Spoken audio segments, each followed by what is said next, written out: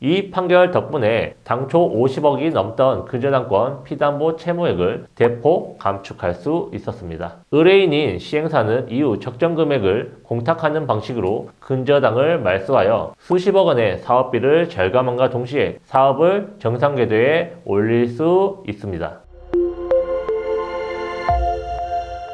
안녕하세요. 대한변호사협회 등록 재개발 재건축 전문 변호사 정정주입니다.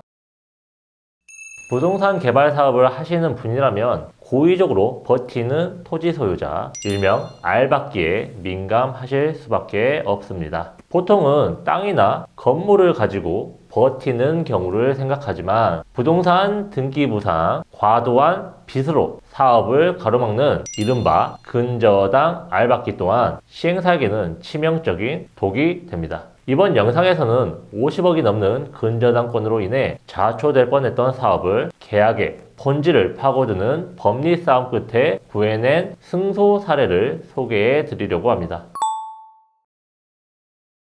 이번 사건의 의뢰인은 군산시의 대규모 주택건설 사업을 추진하는 시행사였습니다. 사업계획 승인까지 받고 나서 본격적으로 사업을 시작하려던 찰나 예상치 못한 암초를 만났습니다. 사업 부진의 일부 토지에 무려 12개의 근저당권이 설정되어 있었고 그 채권 최고액을 합치면 50억이 넘는 상황이었습니다. 이 근저당권이 해결되지 않으면 착공을 할 수 없었던 상황입니다. 통상의 경우라면 채권자들과 적정 금액에 합의를 하고 변제를 해서 근저당을 말소하게 되는데 진짜 문제는 이 근저당권의 실체에 있었습니다. 토지 소유자와 투자자들 사이에 체결된 이른바 투자약정이라는 명목으로 설정된 것이었는데 그 내용을 살펴보면 정상적인 투자라고 보기 어려운 구조였습니다. 투자 원금의 100%를 수익으로 보장하고 만약 1년 내에 땅을 팔지 못하면 원금의 2배를 물어준다는 조항.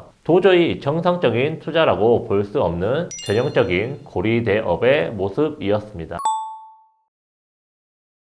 건축물의 분양에 관한 법률 제4조 제7항에서 분양하기 전에 확보한 대지에 근저당권을 말소하여야 된다는 규정이 있습니다. 근저당권자가 사업 진행 도중 임의경매로 토지를 넘겨버리면 사업 자체가 공중분해될 수도 있습니다. 근저당을 설정한 투자자들은 이 점을 노리고 부당하게 높은 피담보 채권 50억 원을 다 주고 토지를 가져가라고 버티는 상황이었습니다. 시행사 입장에서도 시간이 지체될수록 금융이자가 늘어나기 때문에 울며 겨자 먹기로 높은 금액을 다 물어주고 근저당권을 말소시킬 수밖에 없는 상황에 놓인 것이죠.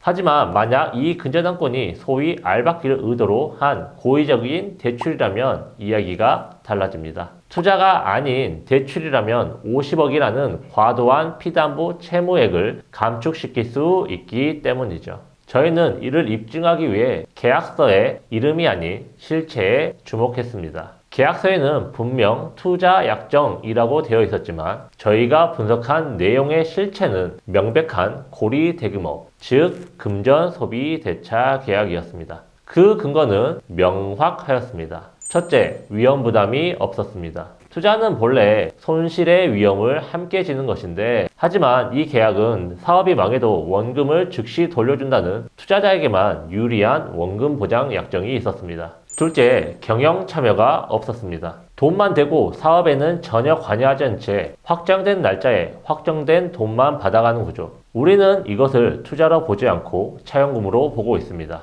재판 과정에서 저희는 이와 같은 논리를 근거로 이 약정은 무늬만 토지일 뿐 실질은 이자 제한법을 회피하기 위한 대출 약정에 불과하다는 것을 강력하게 주장하였습니다.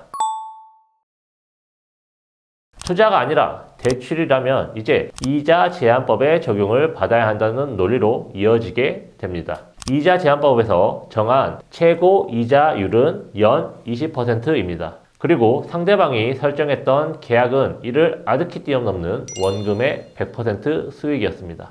결국 법원은 저희의 주장을 전면적으로 받아들였고 연 20%를 초과하는 수익금 약정은 이자 제한법 위반으로 무효라고 선고하였습니다. 이 판결 덕분에 당초 50억이 넘던 근저당권 피담보 채무액을 대폭 감축할 수 있었습니다. 의뢰인인 시행사는 이후 적정 금액을 공탁하는 방식으로 근저당을 말소하여 수십억 원의 사업비를 절감함과 동시에 사업을 정상 궤도에 올릴 수 있습니다. 이번 사건은 투자 약정이라는 그럴듯한 명칭 뒤에 숨어진 불법적인 근저당권 설정의 전형적인 사례를 보여주었습니다. 부동산 개발 과정에서 이처럼 법의 허점을 악용해 과도한 이익을 취하려는 시도를 종종 마주하게 됩니다. 계약 내용이 불공정하거나 상식적인 토지 가치의 범위를 현저히 벗어난다면 이 형식이 아닌 실질을 반드시 따져서 부당한 요구에 휘둘르지 않으시기를 바라겠습니다. 올바르고 치밀하게 지금까지 법무법인 담정 정정주 변호사였습니다.